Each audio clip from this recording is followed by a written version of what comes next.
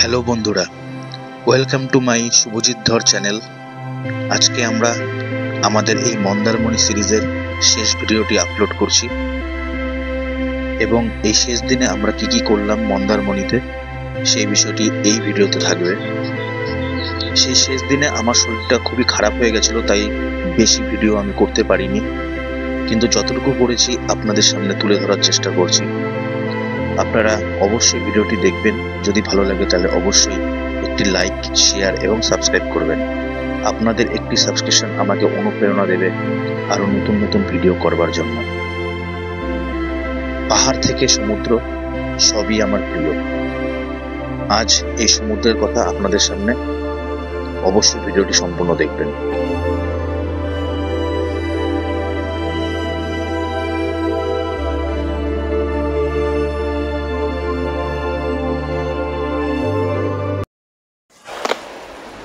আজকে দ্বিতীয় দিনের সকালবেলা অনেক সকালে উঠেছি, কারণ সূর্য ওঠাটা ক্যাপচার করার ইচ্ছে ছিল। যতটুকু পেরেছি করেছি আমার মোবাইল দিয়ে, আর সকালবেলাটা ভালোই লাগছে। সমুদ্রের জল অনেক রাতের বেলা অনেক দূর চলে এসেছিল। সূর্যের আলোটা সুন্দর লাগছে।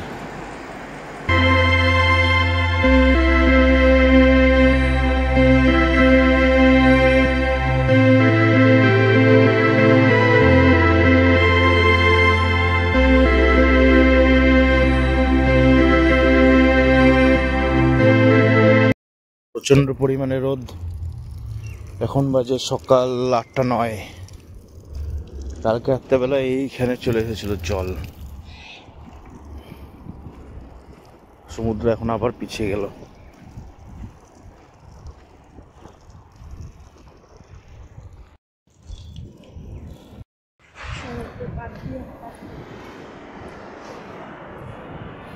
রিসোর্ট, আরো কয়েকটা রিসোর্ট আছে। আমরা যাচ্ছি একটু ওই দিকে।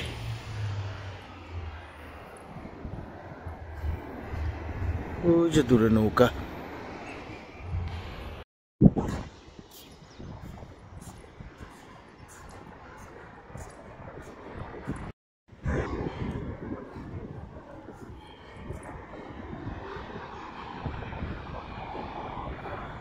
চলো।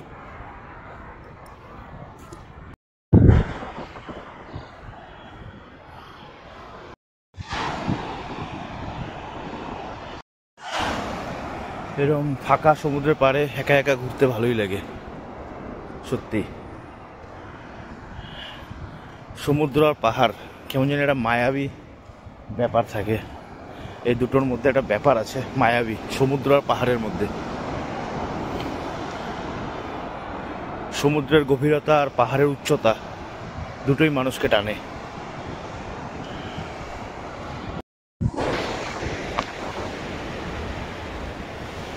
সমুদ্র আর পাহাড়ের মধ্যে একটা অদ্ভুত মিল পাওয়া যায়, সেটা হলো সমুদ্রের গভীরতা আর পাহাড়ের উচ্চতা। এই দুটো মানুষকে প্রচুর ভাবে নিজের দিকে আকর্ষণ করে। আমার তো বরাবরই পাহাড় খুব ভালো লাগে, কারণ আমি যে অঞ্চলে থাকি সেখানে পাহাড় ছোটবেলা থেকে দেখছি। কিন্তু কেন জানি না সমুদ্রতে আজকে অনেক বছর পর আসলাম, আমার সমুদ্রটাও ভালো লাগছে। কারণটা বলতে পারছি না। হয়তো অনেক কেওস আমাদের দীঘাতে, মন্দারমণির এখানে এসেছে, এখানে এত লোকজন নেই। এই ফাঁকা ফাঁকা সমুদ্র দেখার একটা আলাদাই আনন্দ। সেই আনন্দটা সত্যি এখানে আসার পরে আজকে বুঝতে পারছি। ভালো লাগছে, একা একা হাঁটছি। আমার ওয়াইফ আছে ওর পাশে, সমুদ্রের জল আমার পাশেই চলে আসছে, আলাদাই। সকালবেলা আমাদের কমপ্লিমেন্টারি ব্রেকফাস্ট, পুরি, ডিম, সবজি, পোলাও আছে। পোলাও নিব একটু পরে।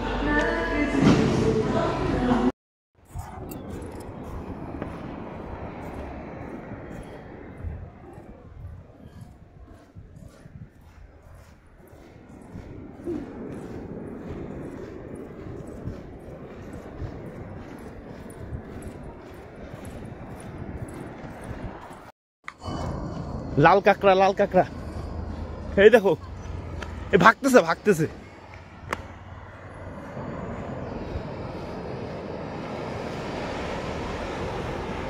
দেখছো?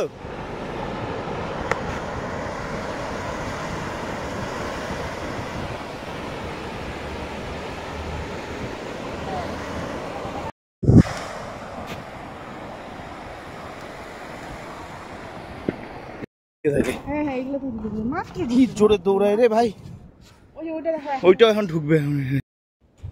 আমরা এখন 12টা বাজে, তো আমাদের এই রিসোর্ট থেকে যাচ্ছি বিচে করে, মানে বিচের উপর দিয়ে হাঁটতে হাঁটতে যাচ্ছি সামনে। ওখানে অনেক লোকজন আছে, একটু ওই জায়গাটা দেখে আসি। আজকে ভাবছি একটু বাইরে খাওয়া দাওয়া করবো, দেখা যাক।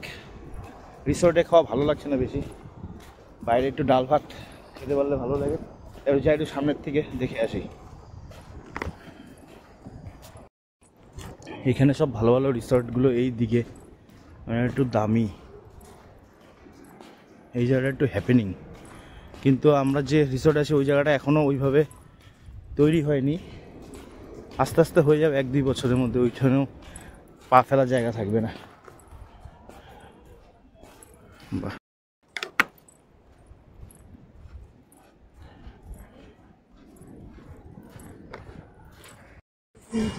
এখানে সব দোকান টোকান সব আছে।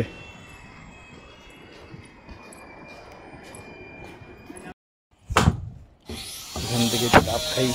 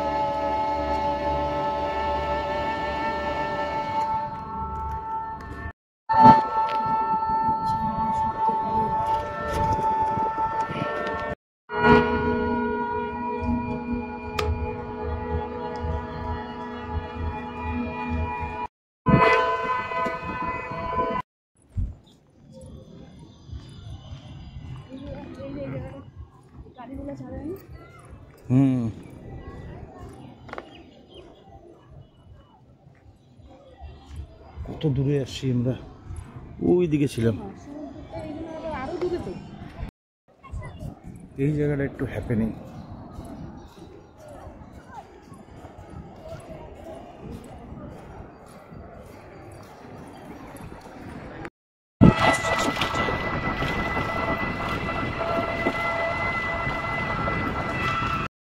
ভিডিও করতেছি।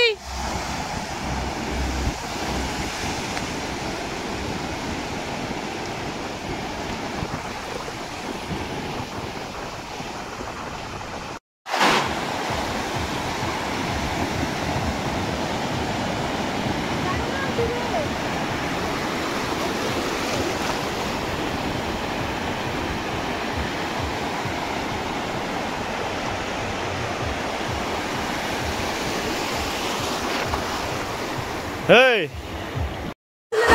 দিব তো আছে। সমুদ্রের এটুকু আসতেই ভয় পায়, তাহলে আর হবে কোথেকে? এতটুকু যদি না এসে সমুদ্রে কতটুকু যাইতে হয় এটুকু জানা আছে, এতটুকু এসে তোমার এত ভয়? দেখো তো, ঢেউই যদি না খেললাম তাহলে মজাটা হইলো কোথার থেকে? এই দেখো ঢেউটা আসছে, এখানে ঢেউ তৈরি হইলো, এই যে এখন তৈরি, এখন তৈরি হইলো, এই যে এবার এলো মজা।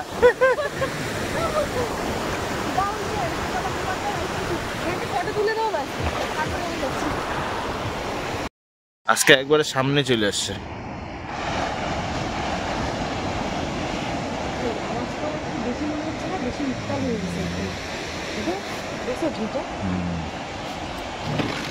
পুরো একবারে আমার সামনে এসে বসছে। ওই নৌকাটা কত দূরে ছিল, আমরা হাইটে হাইটে গেছি।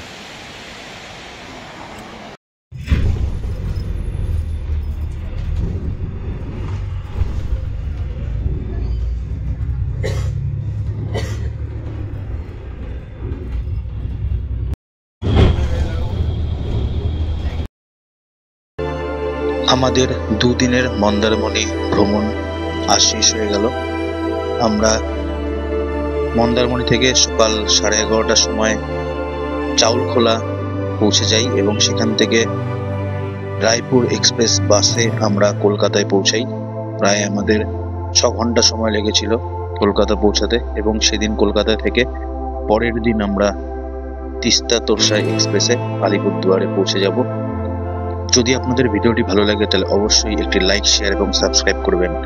এবং পরবর্তী ভিডিও আর কিছুদিনের মধ্যে আসবে, এবং আমার বাকি ভিডিওগুলো আমার চ্যানেলে আছে। আপনাদের যদি ভালো লাগে তাহলে অবশ্যই দেখবেন। পুজো ভিডিও আছে এবং অনেক ট্রাভেল ভিডিও আছে, সেগুলো আপনারা যদি দেখতে চান তো অবশ্যই দেখবেন এবং একটি লাইক, শেয়ার, সাবস্ক্রাইব করবেন। এবং যদি আপনাদের ভালো লাগে তাহলে অবশ্যই নিচে একটি কমেন্ট করে দেবেন। ধন্যবাদ, আবার দেখা হচ্ছে।